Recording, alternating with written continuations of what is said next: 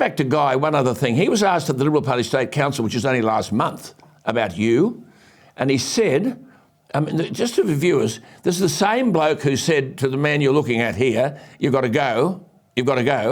Then at the State Council last month, he was asked about Tim Smith, and he said, well, he's not a liar, he's a good person. I'm very sad that I lost a friendship. What sort of guy is this bloke? Tim?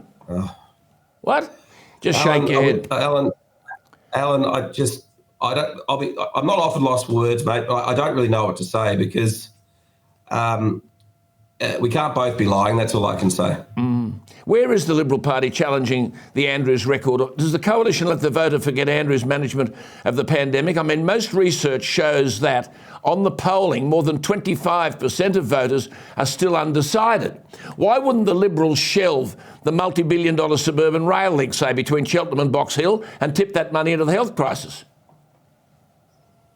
Well, I think that Matthew has said that they're going to divert some of that money into the health crisis. But I take a slightly different view about the basic trajectory that this election is taking, which is why on earth are we making this election a referendum on the health system? Yes. I mean, yes, there is a health crisis. It's a referendum on Andrews. There is a problem with Victoria. A referendum on Andrews. But we need a referendum on Andrews, and we need a referendum on cost of living and economic management, because heavens above, at the end of the day, if you're going to vote Liberal, or you're thinking about taking your vote from Labor to the coalition, well, we know through 70 years of electoral history that usually the reasons are hip pocket, cost of living, keeping taxes low. That's why people vote Liberal.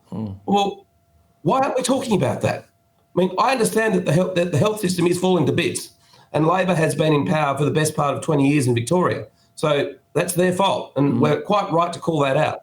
But we need, between now and election day, a tax policy that will repeal at least some of the 42 new or increased taxes that Labor have brought in over the last 8 years. Victoria has more debt than New South Wales, Queensland and South Australia combined. $180 billion of debt. I mean, this is out. When Kennett came in, the state had $36 billion of debt.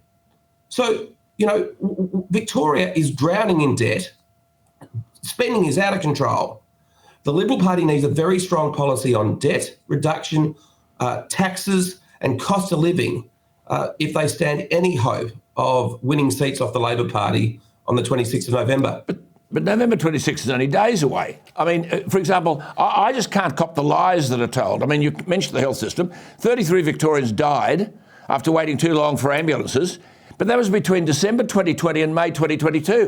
There was no coronavirus. They said, this was coronavirus. There's an Inspector General's report. There's Tony Pearce.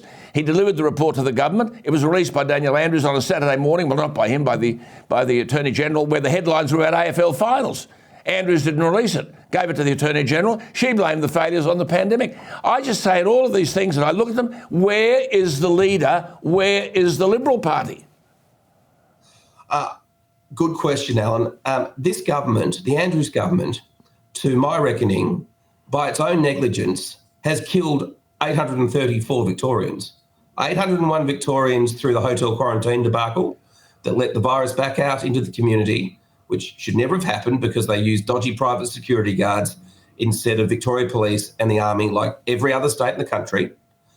Add 33 deaths caused by the 000 ambulance dispatch crisis. That's 834 people who have lost their lives directly because of the negligence of the Andrews Labor government. Absolutely. Now, in any other state in the country, that would be, frankly, a death sentence for a third term. Absolutely. Not Victoria, apparently. Absolutely.